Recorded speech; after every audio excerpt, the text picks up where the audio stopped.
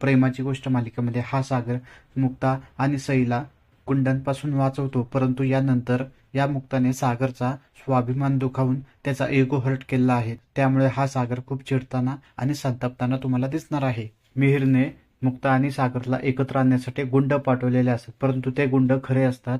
पण तरीही हा सागर या मुक्ता आणि सईला वाचवतो. पण जेव्हा इव्हेंटवरून मुक्ता, सागर आणि सई एकत्र निघतात तेव्हा एक रस्त्यामध्ये माणूस झोपलेला असतो. जेव्हा सागर त्याच्याकडे जातो तेव्हा पाहतो तर ते गुंड असतात. या गुंडांसोबत सागरचे खूप हाणामारी होते आणि शेवटी हा सागर त्या सगळ्यांना खूप मारतो. 3-4 गुंडांना मारल्यानंतर मुक्ता आधी त्याचं खूप कौतुक करते. यावर सागर बोलतो की माझ्या फॅमिलीवर वाईट नजर टाकली तर त्यांना मी सोडत नाही. यानंतर ही मुक्ता त्याला बोलते की तुमचं नवल वाटतं हा, तुम्ही इतके लहान आहात, हाईट कमी आहे, परंतु इतक्या उंच गुंडांसोबत तुम्ही हाणामारी केली आणि तुम्ही जिंकलात आणि ते तुम्हाला घाबरून पळून गेली. तुमचं नवल वाटतं.